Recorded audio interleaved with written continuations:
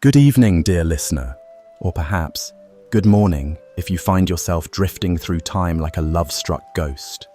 Whatever the hour, whatever the mood, I'm so grateful you found your way here to this quiet little corner of Verona. Here, under the soft glow of candlelight and distant moonbeams, we will gently revisit one of the most famous love stories ever told, not with thunderous drama or sharp-edged swords, but with soft voices, slow breath, and a heart open to longing. Before we begin, may I ask, where are you tuning in from tonight? What kind of sky rests above your window? Is it the velvet dark of midnight, the pale hush of dawn, or something in between? Take a moment to settle in. Pull your blanket just a little higher. Let your shoulders fall from your ears. You've had a long day. And Romeo and Juliet will wait for no one, but they do appreciate a relaxed audience. This tale is older than nearly everything else on your bookshelf. First performed over 400 years ago by a man named William, who had a flair for words and even more flair for heartbreak. It's a story not just of love, but of miscommunication, timing, and, frankly, terrible decision-making under pressure. And yet, it's beautiful. Tonight, we're not just reading Shakespeare, we're stepping slowly through Verona's cobblestone streets, peeking into candlelit ballrooms, and listening through the ivy as two young voices whisper secrets under a balcony. You don't need to remember every name. You don't need to keep track of feuding families or memorize sonnets. Just let the words move softly around you, like warm water or a dream that hasn't quite ended. This is not a tragedy to be feared. It's a lullaby stitched with old poetry and quiet longing. So, if you're ready, take one more deep breath. Let your body grow heavy, and let us begin, not with a bang, but with a sigh. Two households, both alike in dignity, in fair Verona, where we lay our scene. Let us begin not with urgency, but with stillness, a slow drift into the golden haze of old Verona, a city forever trapped in poetic twilight. Here, even the street brawls feel a little romantic, and even the tragedies wear perfume. Verona, dear listener, is not a quiet place. It simmers, it sighs, it holds its breath between every heartbeat. Two great families, the Montagues and the Capulets, have been feuding for so long, no one quite remembers how it started. Was it a spilled drink at a banquet? An insult taken too seriously? A glance held too long? No matter. The grudge is older than most of the city's stonework, and it shows no signs of softening. Our tale begins on an ordinary morning. The sun is peeking over terracotta rooftops, and already the Capulet servants are tossing jabs and gestures at the Montague boys in the market square. Light banter turns into rude hand gestures. Rude hand gestures turn into drawn swords. And all of this before breakfast. Benvolio, Romeo's cousin, calm, reasonable, probably the kind of friend who'd make you tea when you're spiraling, tries to break it up. But Tybalt, a Capulet, hot-blooded and dramatic to the bone, won't have it. Peace with Montagues? Tybalt hisses the word like it offends him.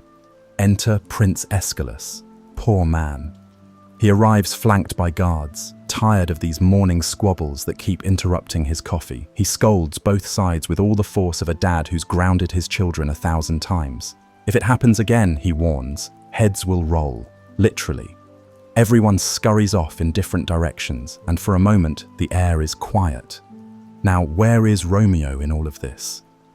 Our moody protagonist has not joined the swordplay. He's off wandering through the woods, sighing into the breeze, composing melancholy poems about a girl named Rosaline who, unfortunately, has absolutely no interest in him, not even a little. Benvolio finds Romeo and, in the gentlest way possible, tries to cheer him up, suggests that maybe, just maybe, Romeo should look at other girls, move on. Romeo insists that no one could possibly compare. Rosaline is the moon, the stars, the very air he breathes. Spoiler, he will forget her entirely in about 15 minutes. Meanwhile, across the city, the Capulets are preparing for a grand party. Lord Capulet, Juliet's father, is in a fine mood. He wants to marry his daughter off to a nobleman named Paris, who is wealthy, handsome, and profoundly uninteresting. Juliet, still only 13, is understandably hesitant, but her parents urge her to give Paris a chance. The The Capulet Ball is the social event of the season. There will be music, dancing, masks, and candlelight. The kind of night that promises magic, mischief, and maybe a little fate. Romeo, still lovesick and dramatic, learns about the party from a Capulet servant who can't read and accidentally hands him the invitation. Benvolio sees an opportunity. What better way to get Romeo over Rosalind than by attending a party full of new faces? Mercutio, their friend, flamboyant, unpredictable, and halfway to mad, joins in with wild energy. He delivers a long, fantastical monologue about Queen Mab, the fairy who influences dreams. It's enchanting and strange and just a bit unsettling, like a dream you can't quite wake from. Romeo is hesitant but eventually gives in. He dons a mask, he walks into the lion's den, he walks into fate, and then, there she is, Juliet. The moment is quiet, slow. Everything else fades. The music, the laughter, the candlelight blurs into watercolor. Romeo sees her across the room. She sees him. Time folds in on itself. They speak in a shared sonnet, 14 lines of perfect poetry, back and forth like a dance. They speak in metaphors about pilgrims and saints, but what they're really saying is, I see you, I want you, I don't even know your name. Then the music ends. Juliet is called away. Romeo learns her name, Capulet. Juliet learns his, Montague. And just like that, the air shifts. Love has arrived, fast, foolish, and breathtaking. But so has the problem, because love, in Verona, is rarely simple, especially when it's sewn into the seams of an ancient grudge. As the guests depart and lanterns are extinguished, the city exhales. Juliet stands alone at her balcony. Romeo lingers in the shadows of the Capulet orchard. Neither can sleep. But that, dear listener, is a story for the next segment.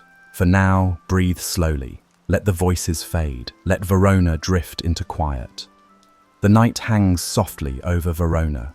The city is hushed, the candles snuffed, the laughter from the Capulet ball fading into memory. But for two hearts, the party has just begun. Juliet stands at her balcony, unaware that someone lingers below, hidden in the folds of the orchard. The moonlight dusts the stone with silver, and the air is thick with summer bloom and unsaid words. Her voice breaks the stillness, soft, wistful, unguarded. She speaks not to the night, but through it. O Romeo, Romeo, wherefore art thou Romeo? Ah, the question that echoes through centuries. Not a question of location, but of identity. Why must he be who he is? Why must love be tangled in the knots of old hatred? If he had any other name, would her heart still leap so wildly? And Romeo, oh Romeo, cannot help himself. He answers. He steps out from the shadows, heart wide open, as if this moment were dreamt into being. The quiet gasp Juliet offers is not out of fear, but recognition, like reading the last page of a novel and knowing you will read it again tomorrow. They speak in hushes, in metaphors, in questions wrapped inside of longing. It's not quite a conversation, more like music. Juliet worries he'll think her too forward. Romeo worries she'll vanish like mist if he blinks too hard.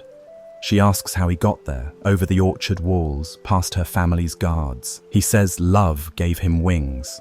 It sounds ridiculous, and yet, in the still of the night, it's perfect. Logic melts in moonlight. What remains is poetry and the heartbeat beneath it. Juliet is cautious, wise beyond her years. She knows this is madness, this love, so sudden, so fierce. But her heart is louder than her sense. She says she would deny her name, abandon it like an old cloak if it meant being with him. And Romeo, drunk on her every word, offers the same. This isn't just flirtation. This is a confession, stitched together with candlelight and trembling hands. A whisper sent between windows. Two souls meeting in the breath between thoughts. The world below them is riddled with noise and conflict, but here there is only stillness. Juliet wants more than poetry. She wants something real, a vow, a promise. And Romeo, with the urgency only the young can possess, gives it freely. He swears by the moon. She stops him. The moon is fickle, always changing. Swear by something steadier, yourself. And so he does. With a voice as soft as silk and as sincere as scripture, Romeo offers himself in full. No lineage, no sword, no house, just a boy in love with a girl who should be his enemy and yet feels like everything he's ever searched for. Time feels suspended. They are the only two people in the world, and maybe, for that moment they are. Not a Capulet, not a Montague, just a girl and a boy, speaking softly beneath a sea of stars, the kind of stillness only love can create. A call from inside breaks the spell. Juliet retreats, but then returns, like the tide pulled back by longing. She wishes she could give him her heart again, though he already has it. She wishes she could stay, but the world is waking behind her. They linger in that moment, both unwilling to let it end. To separate is to shatter. She proposes they speak again the next day. If his love is true, if he means to marry, she will send a messenger. They'll make plans, a wedding, a future. They will spin a web of hope, thin as lace, and pretend it is stronger than the feud that binds them. They part slowly, like pages turning in a cherished book. No grand gestures, just a final look that says everything. Their hearts are already exchanged. Now they need only seal it. Juliet disappears into the house.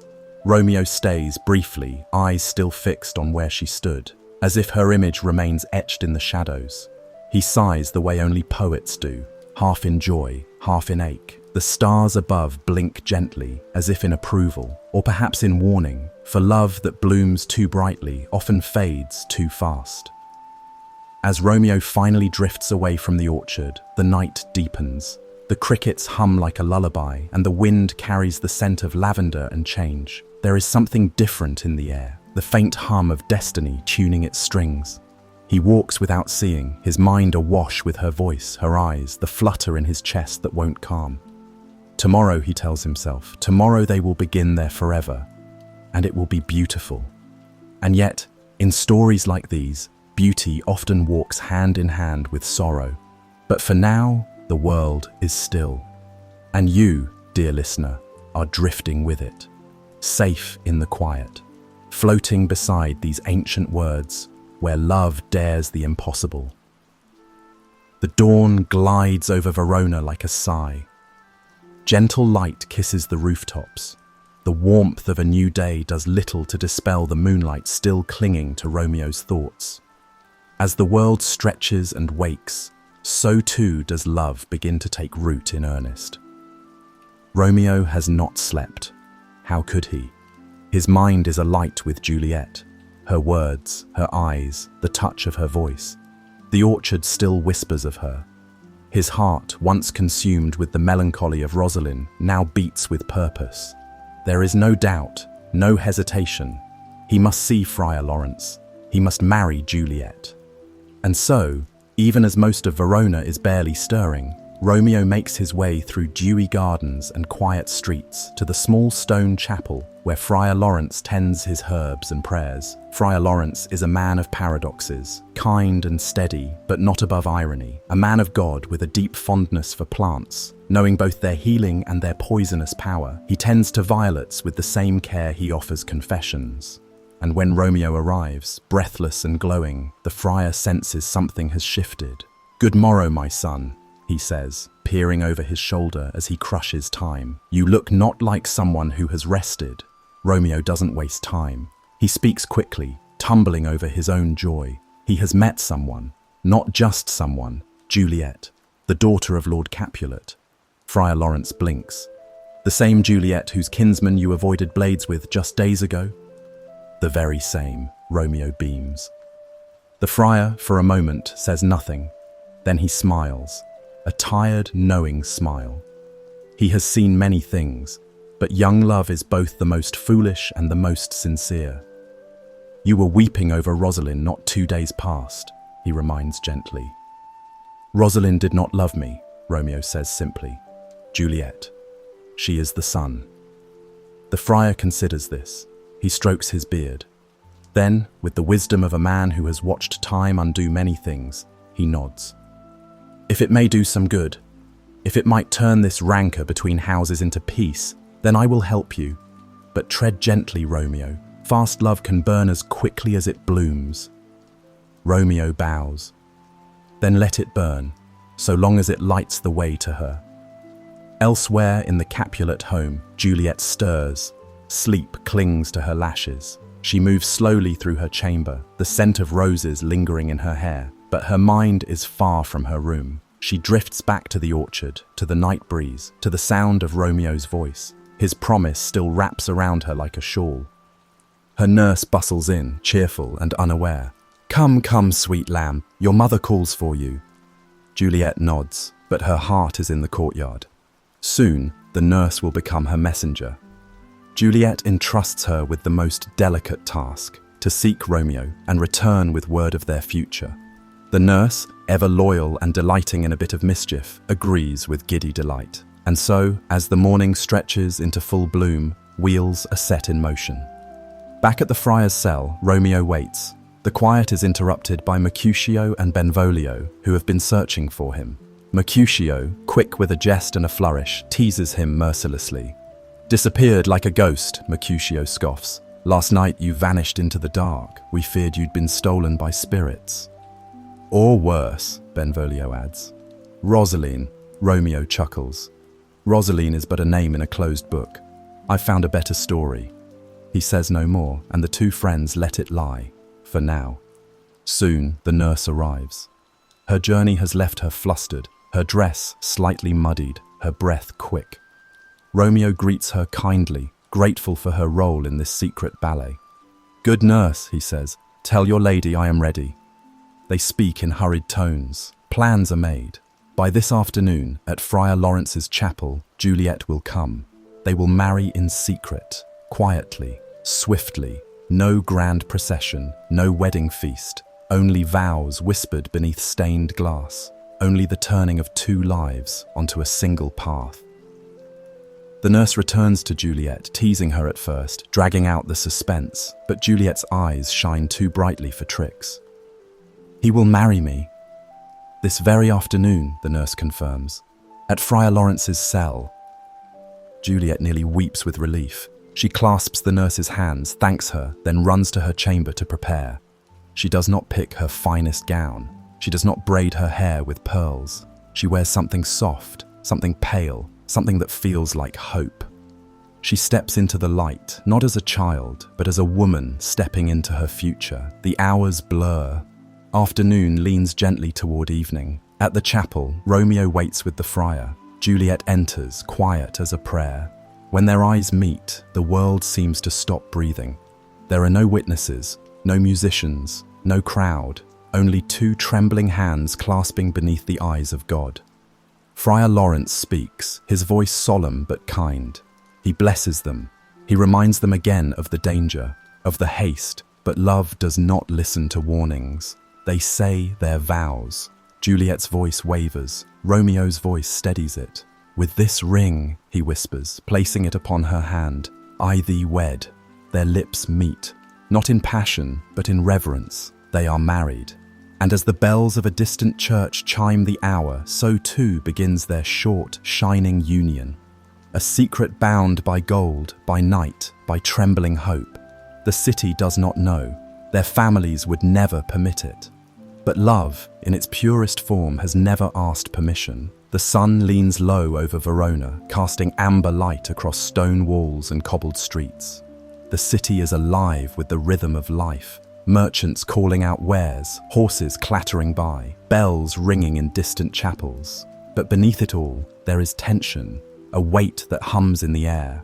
A storm no one sees, but everyone feels. Romeo and Juliet are newlywed, bound in secret, hearts soaring.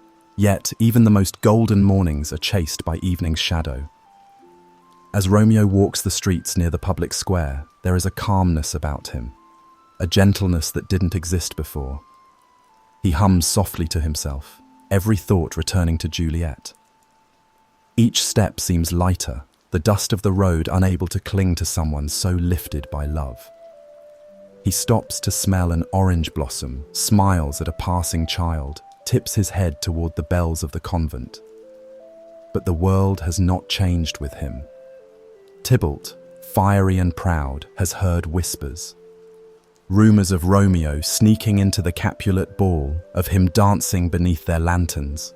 And though the truth, The marriage remains hidden. The insult burns deep in Tybalt's veins. To him, Romeo is not a man in love. He is a trespasser, a Montague, a stain upon the honour of the Capulet name. Tybalt finds Mercutio first. Their words snap like dry twigs. "You consort with Romeo?" Tybalt demands, his voice tight. "Consort," Mercutio scoffs. "Do you make us minstrels then? Shall we play tunes for you with our blades?" Benvolio, ever the peacemaker, tries to step between them.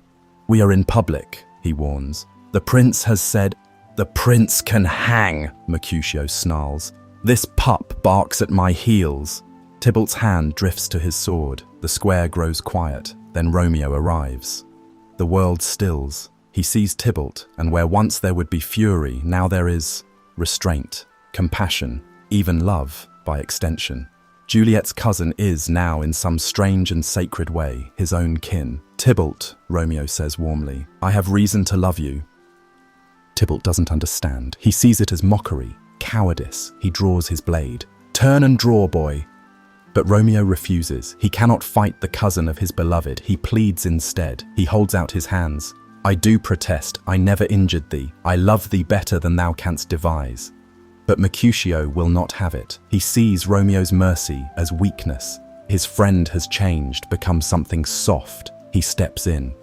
"Oh, calm, dishonorable, vile submission," Mercutio cries. Sword drawn, he faces Tybalt. "You fight with me then," he declares. The duel begins. It is not graceful, not noble. It is wild, frantic. Two tempers clashing like thunder. Dust rises from their feet.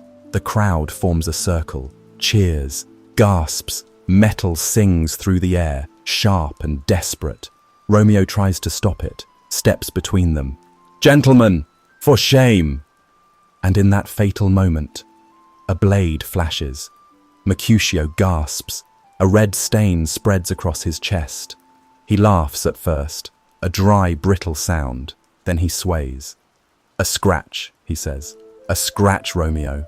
But his eyes say otherwise. There is pain, deep pain. The joke has gone still. The light in him fades. He curses both houses. "A plague of both your houses." Benvolio supports him, tries to stem the bleeding. "Courage, man. The hurt cannot be much." But Mercutio knows. "Ask for me tomorrow, and you shall find me a grave man." And then he is gone. The air thickens with horror. Romeo kneels by his friend. The blood seeps into his hands, and something inside him shatters. All the joy of the morning turns bitter in his mouth. Tybalt is already fleeing, but it does not matter. Romeo follows. They fight. This time, Romeo does not hold back. He does not plead. His blade is swift. It finds its mark. Tybalt falls. And just like that, love's day becomes blood's evening. Cries echo through Verona. Benvolio is the first to reach Romeo. "Begone! The citizens are up and Tybalt slain. The prince will doom thee to death if thou art taken." Romeo does not argue. He flees. The prince arrives. He listens. He judges. Benvolio tells the truth, but it matters little. The law must be upheld. Romeo is spared death, but not punishment. He is banished. Banishment. A word that lands harder than any blade. To be cast from Verona is to be cast from Juliet, from the new life they just began. The prince decrees it, and then departs. The Capulets are left with their grief, the Montagues with their shame. Romeo staggers from the square, the taste of grief sharp on his tongue, his hands still stained, his soul newly fractured. Elsewhere, Juliet waits. She does not know. She still wears the smile of a bride. She arranges flowers in a vase. She hums a soft tune. But the night is coming for her, and it carries the weight of all that love cannot stop.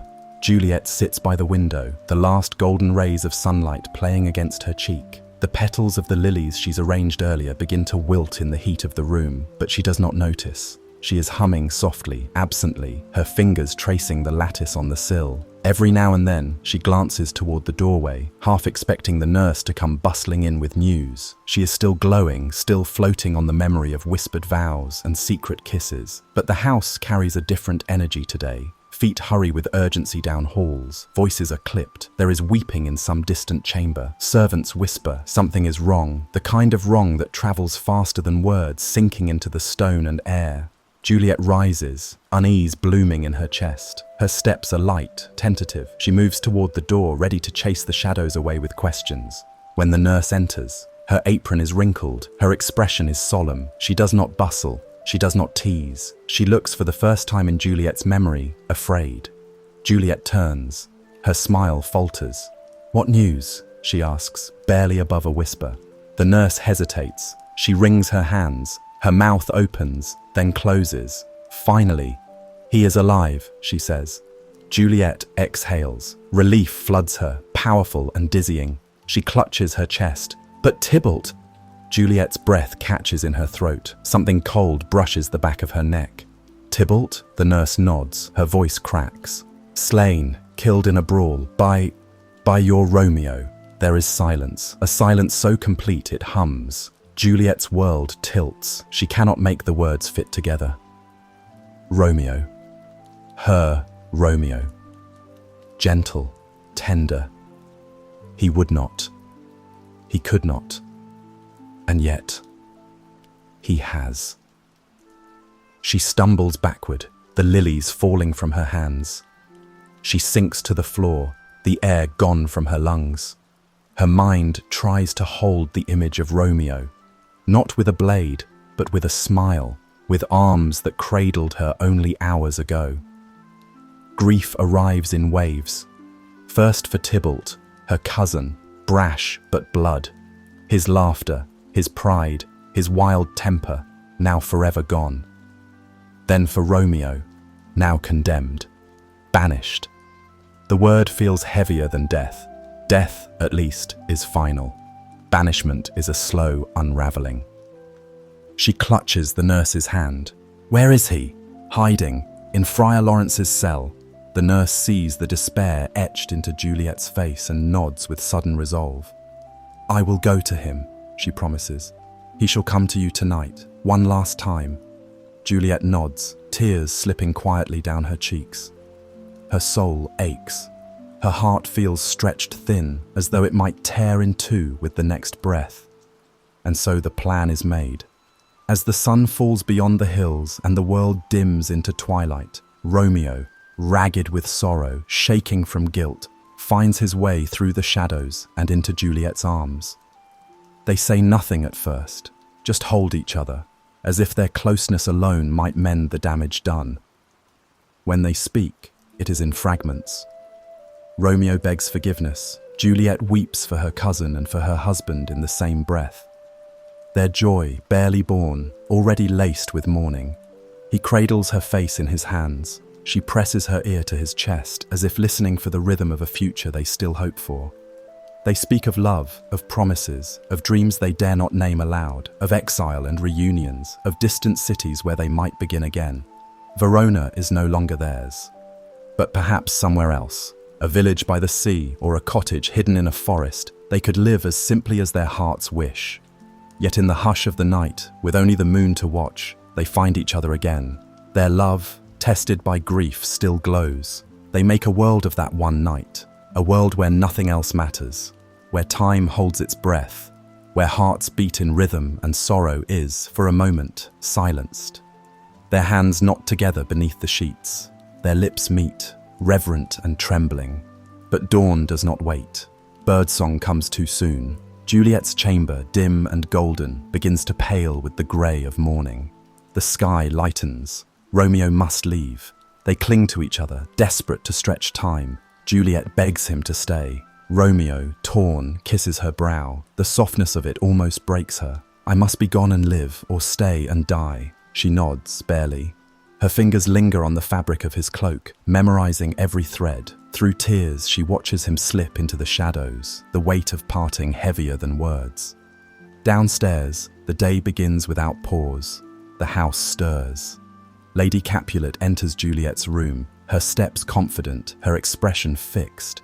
She finds Juliet pale and quiet. "You weep still for Tybalt?" Juliet nods.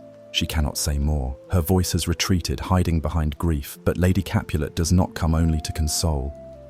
"Your father has made arrangements," she says. "You are to marry Paris on Thursday." Juliet looks up sharply. "Marry Paris?" "It will cheer your heart," her mother continues. "He is noble, kind. He will make you happy." Juliet rises slowly, spine straight. "I will not marry him." The words are sharp, clear. They land like stones in the air. Lady Capulet stiffens. Her lips press into a line. Without a word, she turns and exits. Moments later, Lord Capulet storms in. He is not the doting father of earlier days. He is wrathful, insulted. "You will marry Paris," he declares, "or you will be cast out, starve in the streets for all I care." Juliet begs, pleads. Her voice cracks under the weight of desperation. But her father is unmoved. His eyes do not see her. They see shame, rebellion, a daughter who dares defy. When he leaves, Juliet turns to the nurse. "Comfort me, counsel me, what shall I do?"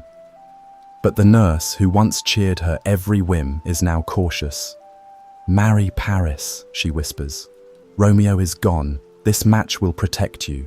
Juliet stares at her. The betrayal is complete. The last thread of trust snipped. She thanks the nurse with a cold nod, then turns away. There is only one person she can trust now. She must go to Friar Lawrence.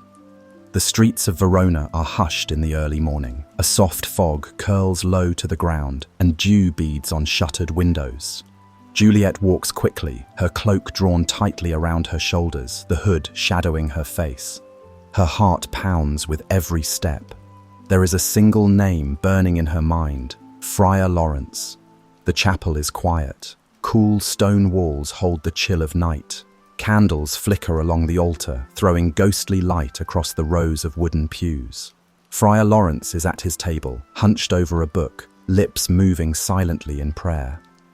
When he sees Juliet, he startles. Her eyes are wild, tear-rimmed but determined. "I come with desperation," she says. The friar guides her to a bench.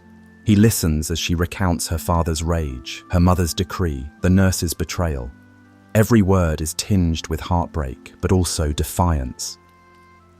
"They would force me to marry Paris, but I am already a wife, to Romeo." He nods solemnly. "If no solution presents itself," Juliet whispers, "I have a dagger beneath my cloak.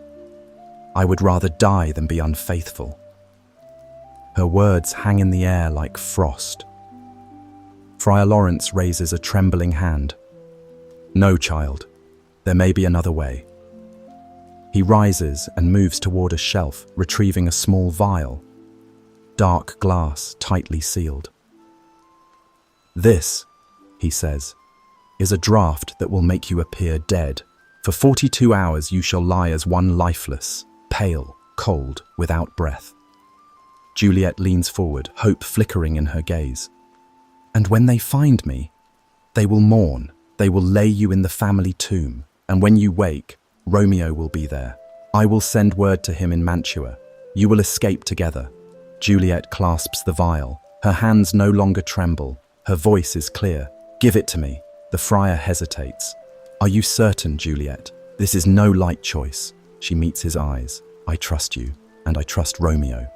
With that, the plan is sealed. She returns to the Capulet house with new resolve. Her steps are measured, her face is unreadable. When she tells her father she will marry Paris, he rejoices. "Aye, on Thursday," he says. "We shall make it a feast." Juliet bows her head and smiles faintly. She is a ghost already. The day passes slowly. Juliet sits in the garden, watching bees move from flower to flower. Each petal seems more vivid than before. The lavender, the roses, the bluebells. She wonders if this is how the world looks when one walks for the last time among the living. Everything sharper, more delicate, more dear. That evening, Juliet joins her family for supper. Her parents are in high spirits. Paris arrives, all charm and smiles. He reaches for her hand across the table, and Juliet offers it without flinching, though her mind is 1,000 miles away. The vial is hidden in her bodice, heavy against her heart. When supper ends, Juliet retires to her chamber, alone. The night before the wedding, she stands before her mirror. The room behind her is quiet. Her bridal gown lies folded on the chair. On the table, the vial gleams. She turns it over in her hand. She thinks of her nurse, once so warm, now distant. She thinks of her father's rage, her mother's coldness. She thinks of Romeo, of the way his voice sounded in the dark, of the feel of his arms around her, of the promises they whispered when no one else could hear. She speaks aloud, softly. What if this potion is poison? What if the friar seeks to silence me, to cover the shame of secretly marrying us? She lifts the vial. What if I wake too soon, in the tomb, alone among the bones of my ancestors? What if the air runs out? What if I go mad? Her voice wavers, but only for a moment.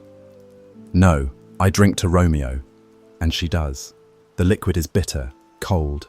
It burns slightly as it goes down. She barely has time to reach her bed before her limbs grow heavy. The room spins. Her heartbeat slows, and then stillness. Dawn breaks, pale and golden. The nurse comes to wake Juliet to prepare her for the wedding. She pulls back the curtains. "Mistress?" she says cheerfully. No response. She crosses the room, lays a hand on Juliet's shoulder. Cold. The nurse screams. Within moments, the chamber is chaos. Lady Capulet rushes in, then Lord Capulet, then Paris. Wails echo through the halls. "Oh, lamentable day!" cries the nurse. "Death lies on her like an untimely frost," murmurs Lord Capulet, stunned. The wedding feast turns into a funeral. Musicians play dirges. The guests wear black. Juliet, adorned in white, lies upon her bier like a carved statue. A rose clutched in her fingers, a veil over her face. They carry her through the streets to the family tomb. A quiet, sacred place carved into the hillside. The doors close with a heavy groan. Darkness swallows her. But in Mantua, Romeo receives no word of the friar's plan. Instead, a servant brings other news. "Your lady is dead. Juliet lies in the Capulet tomb." Romeo's world shatters. He says nothing for a long time. Then, "I will lie with her tonight." He rides into the night, fast and relentless. Before he leaves, he visits an apothecary, a pale, desperate man whose shelves are lined with forbidden things. "I need poison," Romeo says. "Something swift, something sure." The apothecary hesitates. "It is against the law." Romeo drops a heavy purse of gold. Gold is worse poison to men's souls. The apothecary gives him the vial. "Put this in any drink, and it will kill the strongest man in seconds." Romeo rides for Verona, toward love, toward death, toward the end. Night in Verona is thick with clouds and grief. A low fog has rolled across the cobbled roads like a mourning veil, and the moonlight barely cuts through the gloom. The streets are quiet save for the soft clip of hooves. Romeo rides alone, his cloak snapping in the wind. Behind him, Mantua fades into memory. Before him, the tomb waits. The city does not yet know what he knows, or what he believes he knows. Juliet is gone. As the city sleeps, Romeo rides with purpose. The apothecary's poison is tucked deep within his tunic, the vial small, but more weighty than a blade. He has rehearsed this journey in his mind since the moment he heard the news, and now the moment is near. At the edge of the Capulet grounds, he dismounts. The walls surrounding the family tomb are shadowed and tall, but Romeo knows the place well. He slips through a side gate, his steps muffled against the stone.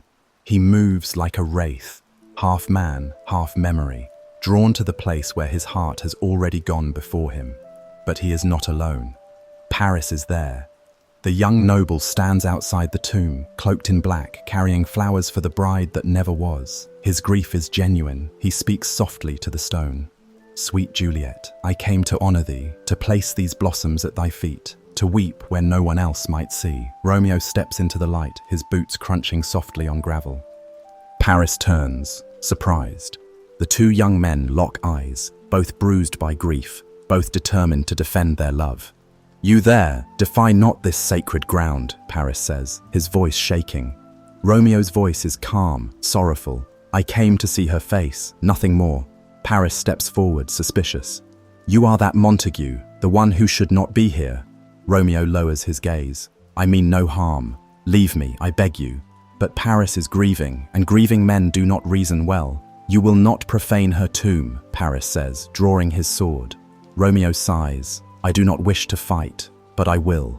Steel clashes in the silence of the graveyard. There are no war cries, no shouts of valor, only the eerie sound of metal against metal beneath weeping willow trees and the distant call of a nightingale. Their blades ring out, quick and sharp. Romeo is faster. Paris falls. As he lies dying, he gasps, "Lay me beside her. Let me rest with Juliet." Romeo nods, touched. There is no hatred here, only sorrow shared by two who loved the same light. He drags Paris inside and gently places his body near the bier, careful not to disturb the solemn beauty of the scene. Then he turns. There she lies, Juliet, still, pale, dressed in white, her beauty undiminished. Even in death, she glows. Romeo kneels beside her, breathless. "Here's to thy love," he whispers, barely audible. He kisses her cold lips one final time, opens the vial and drinks. The poison is swift. Romeo collapses beside her, his heart at last still, his suffering ended. But he does not see the flicker in her cheek. He does not feel the faint stir in Juliet's fingers.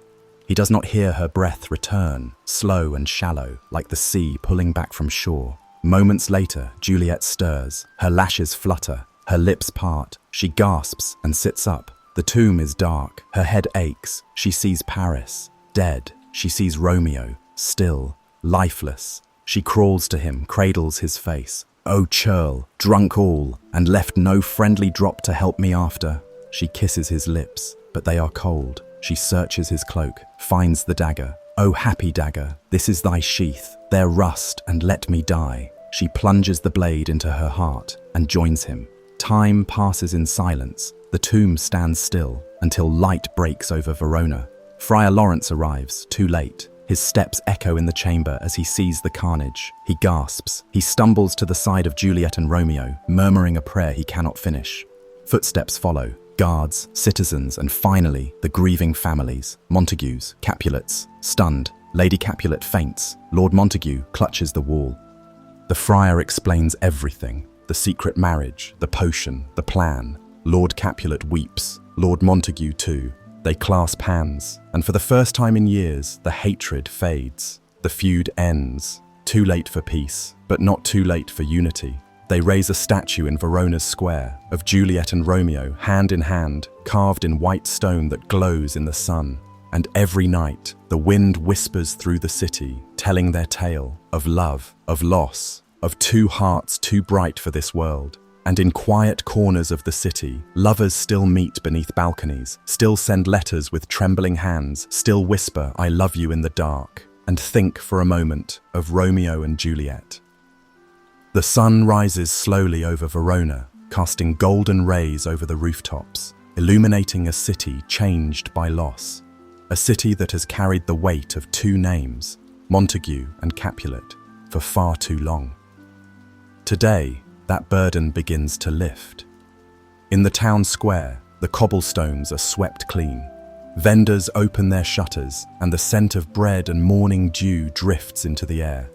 But there is a hush in Verona, a reverence. News travels swiftly, whispered from house to house. Juliet Capulet and Romeo Montague are dead, not by disease, not by war, but by love. In the Capulet household, the once grand halls echo with silence.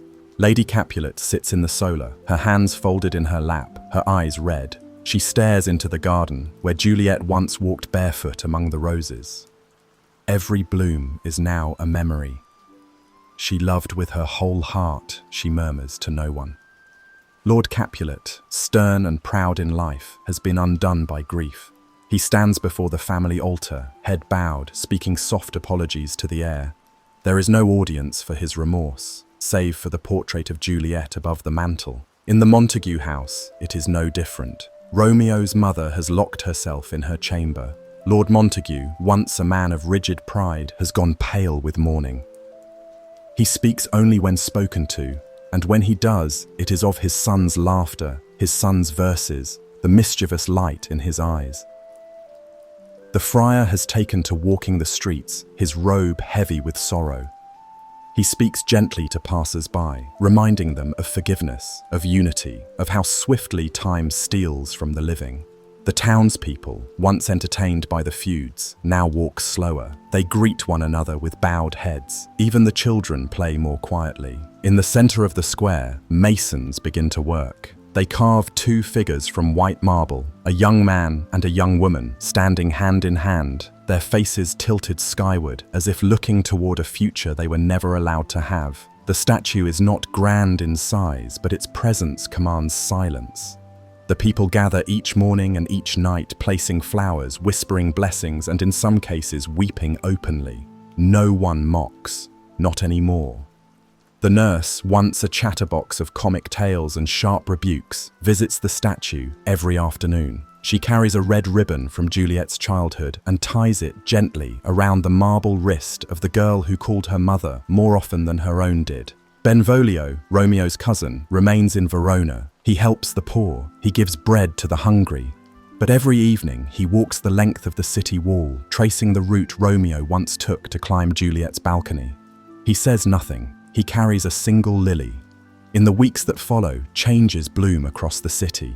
The Montague and Capulet households share feasts in mourning.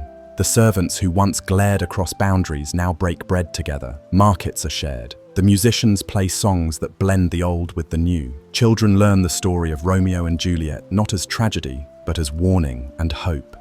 A reminder of what hate can cost and what love can still heal.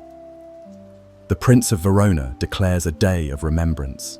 On the first day of spring, the whole city gathers. Candles are lit in windows, lovers speak vows beneath the statue. Bells toll, not in mourning, but in reverence. And every year after, Verona blooms. Poets write sonnets, painters sketch scenes of the lovers under moonlight. Old balconies are dressed in ivy, and actors perform their tale in the square, their voices echoing the soft tragedy that once lived in those streets. The tomb where they rest becomes a place of pilgrimage, not of tears, but of flowers and vows. Young couples visit to whisper promises, to place rings on the stone. And those who come alone leave poems, or wishes, or memories they hope will be carried by the wind. Verona is not the same, nor will it ever be, but perhaps it is better. The story does not end with the blade, nor with the poison. It ends in the hands of those who remember. For love like Romeo's, fierce, foolish, burning, and love like Juliet's, brave, selfless, true, leaves behind more than sorrow. It leaves behind change. And so their story is told, again and again, in whispers, in lullabies, in quiet corners of bedrooms where readers fall asleep with the book resting on their chest. It is told in soft voices meant not to wake, but to soothe. Two households, both alike in dignity. And with that, the tale begins once more. Though their tale has ended, Verona does not let go of Romeo and Juliet so easily. The city, in its cobbled corners and ivy-covered lanes, keeps their memory alive like an eternal candle flickering in the wind. It is under balconies now that the whispers begin. Young lovers sneak away from formal dances, slipping into gardens where moonlight pools on marble, and repeat the sacred lines of Romeo's vow. The most daring recite Juliet's words, calling for their beloved to cast off their names, to abandon what the world says they must be, in favor of what they feel. Parents look on with a mix of worry and warmth. They know too well what love can cost. But in the echo of that price, they see also what it can give. Courage, conviction, the power to transcend centuries. In the weeks that followed the deaths of Romeo and Juliet, the Capulet home becomes more than a house of grief. It transforms. The heavy velvet curtains are drawn back. The dining hall opens to neighbors. The wine flows, not in celebration, but in shared memory. Once bitter enemies are seated together, and as they pass bread and olives, they begin to speak, haltingly at first, about what was lost and what might yet be salvaged. Lady Capulet hosts gatherings in Juliet's name.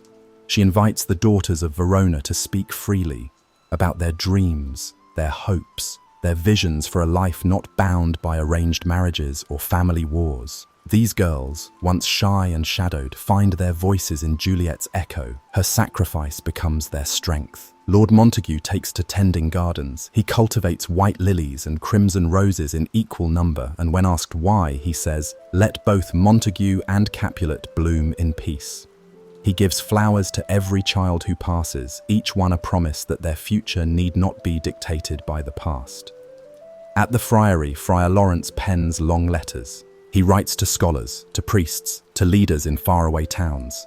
He speaks of love's divine mystery, of how two souls tore down walls that generations of hatred had built. He admits his faults. He does not ask forgiveness, but he teaches what he has learned. In the market square, a woman sets up a stall of books. On the cover of each lies the silhouette of two figures beneath stars. The tales within are not all true. Some are poetry, some are myths, but each is inspired by the passion of Verona's star-crossed pair. Readers come from near and far. They read aloud, they close their eyes and listen. There are songs now, lullabies that begin, "O Romeo, sweet Romeo," and end with Juliet's name carried on a gentle hum. Mothers sing them as they rock infants to sleep. Travelers hum them as they walk between cities. Children whisper the lyrics beneath bedsheets, imagining balconies, gardens, and fate. Art, too, takes up their legacy. A mural is painted on the side of the town's tallest building, a sweeping scene of a garden at dusk, Juliet reaching down from a balcony and Romeo reaching up, hands nearly touching. The painter signs it simply, "In their honor." But the most sacred of places remains the Capulet tomb. Each day, dozens visit. They come with scrolls, with locks of hair tied in ribbon, with bits of poetry written in trembling ink. Some kneel, some sit in silence. Others speak aloud, to Juliet, to Romeo, to the ghosts of what could have been. And then there is the legend. It is said that sometimes, late at night, when the moon is low and mist curls at the ground, two figures can be seen walking hand in hand through the Capulet gardens. They do not speak, they do not turn, but the scent of lilac follows them, and the air grows hushed in their wake. Whether spirit or story, no one knows, but no one dares to doubt it either. For Romeo and Juliet are no longer just names in a play, they are everywhere now. In the rustle of ivy, in the hush of a library, in the breath held just before a kiss. And so, their story breathes on. In time, Juliet's balcony becomes more than a symbol, it becomes a destination. By decree of Verona's council, the Capulet home is preserved. The balcony is restored with care. The stone gently polished, the vines trimmed but not removed, for they are part of the story too. A plaque is installed just beneath the railing. It reads, "Here spoke Juliet Capulet, here listened Romeo Montague, here love defied all."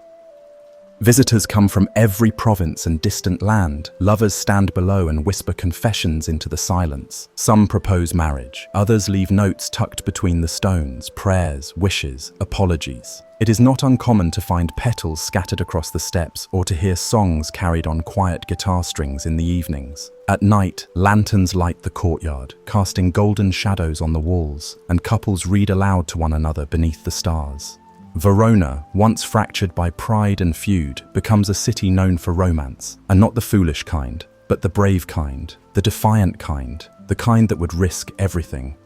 And yet the balcony is not only for lovers. Widows come, holding the hands of children who never knew their fathers. Elderly men sit on nearby benches and write letters they'll never send. Young scholars visit, drawn by the tale's tragic rhythm, and leave inspired to write their own. Some come alone, simply to feel what Juliet must have felt, standing above the world, full of hope and trembling with wonder. In a small room beneath the balcony, Juliet's chamber is reconstructed. A bed draped in white lace, a mirror that catches the sunrise, a desk where letters from all over the world are kept, organized by year and sealed with ribbon. These letters are answered by Verona's own, a society of writers who call themselves the Keepers of the Vow. Their mission is to carry forward Juliet's voice, to offer empathy, to respond to heartbreak, to remind those who write that love, even in sorrow, is sacred. Each letter receives a reply, thoughtfully, gently, always with hope. Some are addressed simply to Juliet, Verona, others are unsigned, scrawled on napkins or the backs of receipts. The keepers keep everyone, believing that if someone had the courage to write to Juliet, it deserves to be remembered. It is said that Juliet would have liked this. Elsewhere, Romeo's memory finds a quieter home. The orchard where he first looked up to see Juliet on the balcony becomes a garden open to all. Children chase butterflies between the trees. Couples picnic in the shade. At the center stands a marble bench with his name engraved, facing the house. Nearby, an old fig tree has been carved with initials, some fresh, some worn with time. Each spring, a festival is held. Lanterns are released into the sky. Performers recite scenes from the lover's tale. Musicians play by moonlight, and poets read beneath willow trees. The air fills with the scent of roses and rosemary. Markets sell books, candles, and replicas of Juliet's locket. Artists sketch portraits for passers-by, and at nightfall, hundreds gather to watch a reenactment of the balcony scene. Not as tragedy, but as tribute. The theme of the festival is always the same. Love is not weakness, but rebellion. There is, inevitably, resistance. Some scholars argue that Romeo and Juliet were too young, too rash, that theirs was not true love but infatuation. Others point to the violence, the sorrow, the finality. They critique the story as impractical, dangerous even, a warning against following one's heart without reason. But those who walk the streets of Verona feel differently. They do not see foolishness. They see conviction. They see the raw ache of choosing love in a world built to prevent it. And in a time when walls rise quickly and bridges fall even faster, their story matters more than ever. It reminds people to pause, to reach out, to believe, even for a moment, in something greater than themselves, in passion, in poetry, in love that is messy, aching, and real. The story is retold often, in theatres, in books, in lullabies. Each version carries a new flavour. Some soften the ending, allowing the lovers to escape. Others focus on Juliet, giving her agency beyond her final breath. One popular version, performed annually at dusk, ends with the statue of Juliet stepping down from her pedestal to speak to the audience. Love is not what kills us, it is what calls us back to life. Tourists weep, children cheer, and somewhere, in the soft hush between applause and nightfall, the old stones of the Capulet home seem to exhale. By moonlight, the balcony appears to shimmer. The shadows grow longer, the wind carries whispers, and some say if you listen closely, very closely, you can still hear the murmur of a boy in love and the trembling response of a girl whose name changed everything. The feud is long buried. The wounds, though deep, have scarred over, but the balcony lives on, and in that sacred space between two names, two families, and two hearts, the world continues to remember what it means to choose love. Long after the festival ends and the lanterns have flickered out, the streets of Verona still carry the echoes of their story. The soft click of carriage wheels on cobblestones, the hush of wind through ivy, the footsteps of those who seek something deeper, all remind the city that Romeo and Juliet were here. Where they once stood, where they once whispered, the air feels changed. Some say the light falls differently across the stone steps, that the garden blooms brighter, that birds sing longer in the morning hours. Perhaps it is myth. Perhaps it is something more. In the heart of Verona, a modest museum is built. It houses items not of war or conquest, but of love and longing. A piece of parchment believed to bear Romeo's handwriting, his attempt at a sonnet for Juliet, incomplete. A fragment of a blue silk ribbon Juliet wore on the eve of their meeting. A dried rose from the Capulet garden pressed between pages of a family Bible. The museum is quiet. Visitors move through it slowly, some crying, others smiling. Each room is painted in soft tones, pale cream, dusky lavender, warm gold. The final chamber is made to resemble Juliet's tomb, not morbid, but reverent. Candles line the walls, and above the stone arch, a quote reads, "Love is the only thing we leave behind." At the edge of town, where fields meet forest, there is a place called Lover's Glen. It is said that Romeo and Juliet would have escaped there had fate allowed it. No one knows who first named it. The name appeared on maps long after the tale became legend, but it remains a sanctuary. Couples walk its winding path, hand in hand. Poets sit on tree stumps, penning verses into leather journals. Artists set up easels by the brook and try to capture the way light filters through the trees. And always, someone brings flowers. Some write initials on stones and toss them into the stream, watching them sink with a promise whispered under their breath. An old man tends the path. He says little, but keeps it clear of fallen branches. His name is Tommaso, and he claims to have heard Juliet's voice once, not as a ghost, but as a memory. She was laughing, he says, and that sound, it changed the wind. He has built a small bench beside the brook.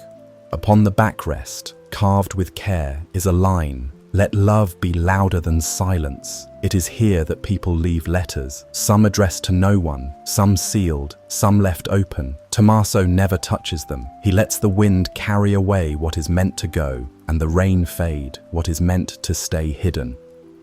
In the evenings, children gather in the square to hear the story again, told by candlelight.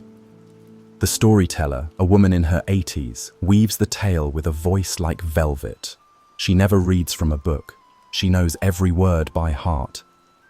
And when she reaches the part where Juliet takes her dagger, she pauses. She looks around the circle, her gaze resting on the youngest faces, and she says, "This is where you must listen most. Not for the tragedy, but for the truth. Love is not meant to be buried. It is meant to be shared, to be lived, to be remembered." Children sit, wide-eyed, absorbing every syllable. Some draw pictures the next day, stars and balconies, hands reaching across shadows. Some ask to hear it again. They never grow tired of it. And so the tale lives on, not just in performances or books, but in hearts. It is passed down from mother to child, from teacher to pupil, from stranger to stranger on a park bench. It is whispered in airports, remembered in journals, stitched into the seams of wedding vows. It is the whisper behind every "I love you" said too soon. The strength behind every hand held in the dark. The bravery in every goodbye, knowing what it risks. Romeo and Juliet, though long gone, remain a presence, not as ghosts, but as a force. A reminder that even when everything conspires against it, time, family, society, fear, love still rises. They are there in the warmth of a touch, in the decision to forgive, in the ache of missing someone across time zones and lifetimes. In the quiet hours before dawn, when Verona is wrapped in fog and stillness, those who rise early say the city breathes differently. The statues seem softer, the air feels warmer. The church bells ring not in mourning, but in reverence. It is in these hours that the city remembers what it once lost, and what it found again. Not just a tale, but a truth. A tale of two names, two hearts, and one great, terrible, beautiful love. As Verona awakens to a new century, the memory of Romeo and Juliet remains, not only as a story etched in marble or whispered through candlelit halls, but as a living part of the city's breath. There are places, moments, and people who still carry fragments of their dream, a dream once cut short, now nurtured by time and memory. At dawn, the river Adige reflects the blush of sky and stone. Gondoliers begin their slow preparations, brushing dew off wood and canvas. A baker in a narrow street window sets out rows of fresh loaves. Above him, a family opens their shutters and releases the sound of laughter and music into the square. Near the edge of the old Capulet estate, now converted into Verona's library of letters, a young woman stands before a bulletin board layered with thousands of folded papers. These are messages left by those who've passed through. Some are declarations of love, some apologies, some simply say thank you.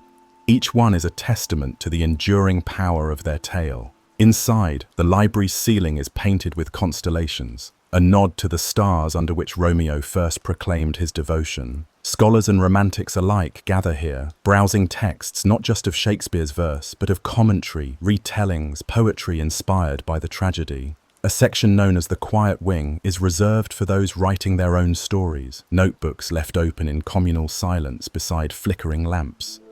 A professor of literature named Elena sits at a corner table every morning. She wears a scarf embroidered with roses and she greets visitors with the same soft phrase, "What part of your heart brought you here today?" To each, she listens. Sometimes she offers a line of poetry, sometimes just a hand on theirs. She often speaks of Juliet not as a girl who died for love, but as a girl who chose love, in a time and place where such choices were rare and dangerous. She could have obeyed, Elena says, but she believed in something greater than duty. In the evenings, the steps leading up to Juliet's balcony are lit with low lanterns. Tourists grow quiet. Some remove their shoes, as if entering a sacred place. A musician often plays a cello beneath the archway, slow, longing melodies that echo softly against the stone. Nearby, the Montague courtyard has been turned into a garden of reconciliation. There is no signage or formal entrance. Those who find it do so by chance, or perhaps by need. There, a wall is covered in names, Capulet and Montague, side by side, written in gold script across dark wood panels. People bring offerings, olive branches, letters, handmade tokens. Some simply sit on the curved benches and stare into the canopy of trees overhead, letting the quiet unspool the knots inside their chest. A small plaque near the largest tree reads, "Where bitterness ends, love may begin." It is said that one of Juliet's distant relatives, generations removed, was the one who planted the first seeds.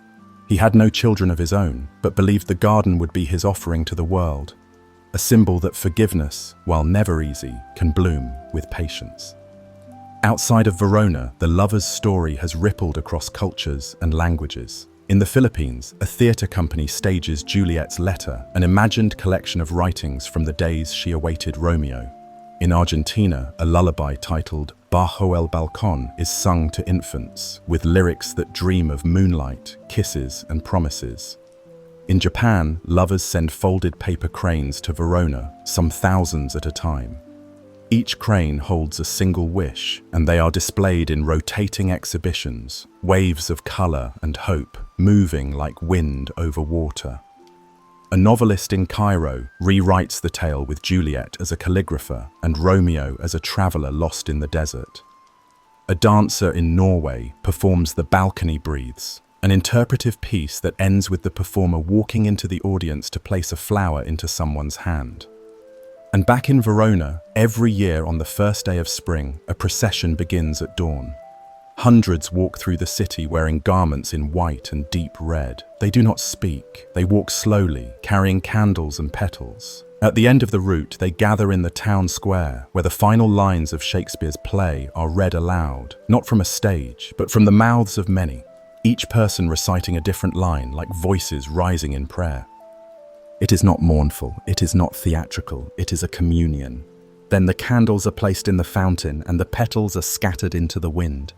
Juliet's story has become more than what was written. She has become a vessel of resistance, of memory, of yearning, of hope in its purest, most difficult form. And Romeo, he who once burned with such intensity he could not contain his longing. He too lives on, not just as a lover, but as a believer. A boy who dared to climb a wall not only for a girl, but for the chance to love freely, deeply, and without shame. In this city of old stone and olive trees, their story pulses like blood through its veins. Even now, especially now, the world forgets many things, but Verona does not forget. Even centuries after that fateful night, Juliet's balcony continues to cast its shadow, gentle, golden, and haunting, across the hearts of those who seek it. The stone is worn smooth by time, by fingertips that linger, by footsteps that hesitate before daring to climb. Some say that the echo of her voice lingers, not as sound, but as sensation, a hush in the chest, a flutter of breath. And beneath it, where Romeo once stood, the ground feels sacred, yet the world turns, and in turning, it tries to forget. But love, real love, does not yield so easily to forgetting. In the northern quarter of Verona, a small school has dedicated an entire curriculum to the literature of love. It is not romantic in the way of flowers or sonnets. Rather, it asks questions that ache. What does it mean to love when you are forbidden? How do you carry love that must remain hidden? What is the cost of love unmet?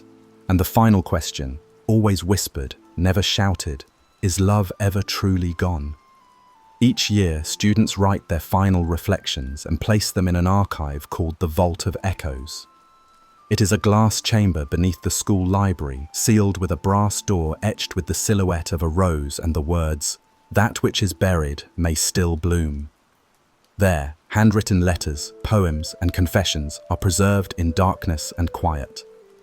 On rare occasions, a letter is selected and read aloud in the town square by candlelight. No names are given, no origins mentioned, only the truth of the words matter. And as the voice rises into the night, strangers cry for people they've never known. Elsewhere in Verona, a man named Lorenzo tends the Juliet balcony each morning. He is quiet, rarely speaking above a whisper. He sweeps petals and dust, adjusts lanterns, and brushes rain from the wrought iron railing. Once, when asked why he works in silence, he replied, "Because she might still be listening." No one mocks him. They nod in solemn agreement. On the outskirts of the city, there is a vineyard that claims to be the place where Romeo and Juliet dreamed of escaping. The vineyard is modest, more wild than tamed, with rows of vines curling in undisciplined directions. But at its center is a small wooden structure with an inscription overhead, for those who still believe. Couples often marry there. They do not ask for perfection, but for truth. Many read aloud from Juliet's final speech, her words trembling in their voices. It is not for spectacle, it is a declaration. Love, in its most profound expression, is not loud, it is honest. Artists, too, have long been drawn to the tale. In a quiet gallery across from the river, paintings reinterpret the tragedy in every style imaginable. One shows Juliet not as a child bride, but as a woman cloaked in light, standing atop the balcony with arms open to the stars. Another paints Romeo walking into fire, not to die, but to be reborn in her name. Still another reimagines the ending entirely, the two escaping on horseback into a valley of golden grass, eyes wide with joy. No matter the medium, paint, poetry, music, each creation speaks the same longing. What if love had been enough to save them? And sometimes in rare stillness, visitors ask a different question, was it not? There are those who argue that it was. That the very act of loving, so fully, so fearlessly, even unto death, was in itself salvation.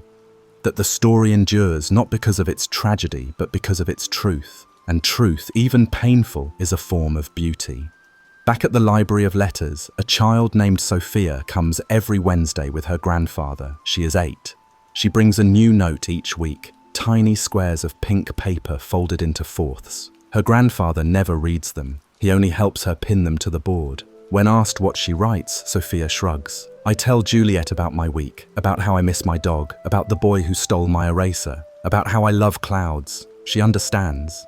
One day, she adds quietly, "When I'm older, I'll write Romeo too, but I'm not ready yet." It is easy to think the world has outgrown the story, that in a time of screens and algorithms, such passion has become old-fashioned. But one only needs to stand beneath that balcony to hear the cello, to read the notes tucked between ancient bricks, to know it is not gone, it is simply transformed. Romeo and Juliet were not perfect, they were not wise, but they were real, and their realness continues to offer something so rare, so essential, the courage to feel fully, the bravery to choose love over lineage, over law, over fear. As dusk falls, and the bells of Verona toll in soft lamentation, the sky glows lavender, the color of memory, and in the hush between day and night, it almost seems that time itself bends. You might see her there, leaning on the balcony, the light catching the softness of her cheek. You might glimpse him below, head tilted upward, heart wide open. You might hear a single word floating upward through silence, Juliet. And for a moment, as breath stills and shadows stretch, the world remembers. In a tucked-away room in the Verona Museum, a permanent exhibition is titled "The Breath Between Heartbeats." Here, visitors can listen through vintage headphones to dozens of retellings of the lover's story in different languages and forms: folk song, lullaby, spoken verse, orchestral movement, whispered letter. Some recordings are from over a century ago, some added only weeks prior. One, in particular, is recorded in soft candlelit Italian by a voice aged and trembling. It begins, I once stood beneath her window, not as Romeo, but as a boy with his heart breaking. I whispered her name to the sky, and she did not come. But in that whisper, I became part of the story. The room is never crowded, yet never empty. Visitors sit in silence, some for minutes, others for hours, listening. And when they leave, their faces are different, softer, more tender, as though something within them has been seen and soothed. Perhaps that is what the story truly offers. Not instruction, but invitation. Not a manual on how to love, but permission to feel it deeply. And so the balcony stands, the violin plays, the pages turn. And in Verona, and in countless hearts across the world, the echo continues. Night settles over Verona with a velvet hush, pulling a soft curtain over the city's golden stones and bustling piazzas. The moonlight scatters in silver fragments across the cobblestones, casting elongated shadows that dance like forgotten memories. In the quiet, the city's heartbeat slows, and the whispers of the past find room to rise. In this world of hush and stillness, Romeo and Juliet live not only in the lines of Shakespeare's verse, but in the silence between them. Their story is now a language, spoken not with words, but with glances, gestures, and the hush that follows a confession. It is in the flicker of a candle behind stained glass, the brush of a hand against another, the breath drawn and held in the stillness of love not yet declared. Imagine now a young traveller walking through Verona at night. He carries no guidebook, only a tattered copy of Romeo and Juliet, the spine cracked from rereading. He doesn't speak Italian fluently, but he knows the sound of longing in any language. He stops before the balcony, its shape lit softly from below. Around him, the street is empty, yet the air is alive. He opens the book, flips to Act 2, Scene 2, and quietly reads, "With love's light wings did I o'er-perch these walls, for stony limits cannot hold love out." The traveller does not expect Juliet to appear. He does not need her to. The act of standing there, beneath those ancient stones, is enough. He closes his eyes, breathes in the scent of old roses and warm stone, and smiles. He is not alone. Back in time, or perhaps forward, in a place not measured by clocks, Juliet leans over her balcony, no longer 17, but timeless. Her eyes scan the night, not for danger, but for wonder. She does not fear what may come, she only listens. Romeo is not below, not tonight. He is elsewhere, writing letters in a candlelit room, his pen catching on parchment as he tries to capture what her voice felt like. He writes not to win her, but to remember her, not to possess her, but to honor her. This is the magic of their love. It exists not in what was done, but in what was felt, and that feeling lingers, permanent as starlight. In a tucked-away apartment in London, an aging playwright sits at a desk, revisiting a draft. The characters are modern, two lovers divided by class, not family, but the bones of the story remain. She has changed Juliet into Jules, Romeo into Ro, but the ache in their dialogue is unmistakably Shakespearean. She writes them into train stations and apartment fire escapes, into text messages and whispered dreams. She knows they won't live, not in the usual sense, but they will burn beautifully. She types a new line. Some stories are not for saving, some are for remembering. And she weeps, not for their fate, but for their courage. Elsewhere, a painter in Tokyo finishes a piece. It is bold and abstract, a red streak slashing across black canvas, soft edges glowing violet at the borders. She titles it Juliet's Pulse. No one needs to ask what it means, they feel it. The gallery curator says it hangs heavy on the wall, like breath held too long. A poet attending the exhibit murmurs that it reminds him of the moment right before a first kiss, when time seems to pause, trembling. Even in dreams, Romeo and Juliet appear. A girl in Buenos Aires dreams of being on a rooftop garden. A boy climbs toward her, his hands scraped, his eyes wild. He does not speak her name, only reaches out. She wakes with her heart racing, unsure why.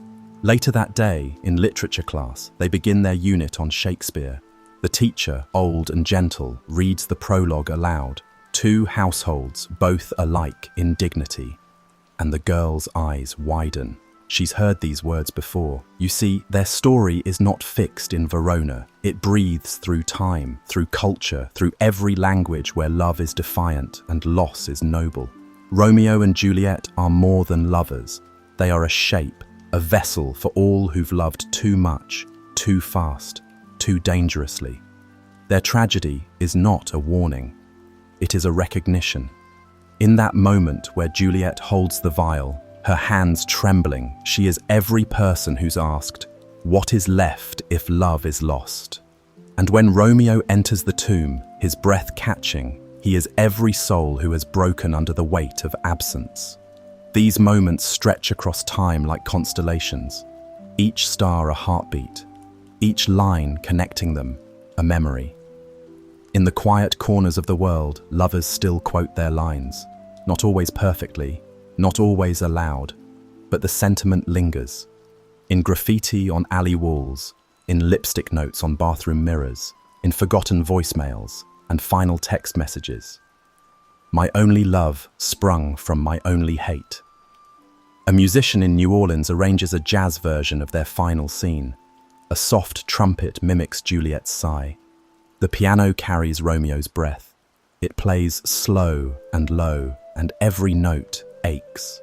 When asked why he chose the piece, the musician smiles, because heartbreak is music too. And in Verona, as the bells toll midnight, a single candle remains lit at the base of the statue of Juliet. No one knows who placed it.